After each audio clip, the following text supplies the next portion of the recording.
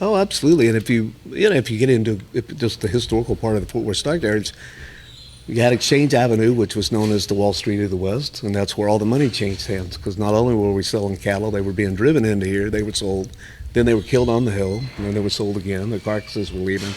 But you had the banks, you had the commission companies, you had the bars, you had the barber shops. The whole goal was get the cattle to town and get all their money before they got back out of town. It's kind of like Vegas. Yeah, exactly. It's a lot like that.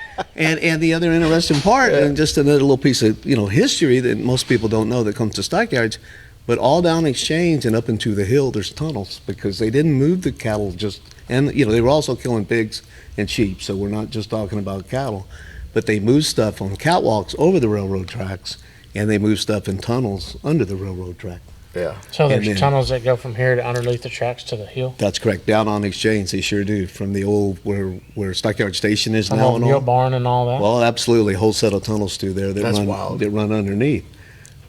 The other That'd be piece, pretty cool to see. I've got some, it would have been cool, and I've got some old black and whites in the restaurant here that I pulled out of my museum. But the other part that was so unique, talking about plants, is the kill floor was on the top. So they had a catwalk outside, and they moved the livestock outside up 5 levels, and then they killed them on the top because there were no hydraulics. Oh, it's all gravity driven. Everything was all gravity driven. So you kill the cattle on the top, and then you roll them on the meat hooks and the rolling system down the levels as they processed them. That's exactly right. Yeah. So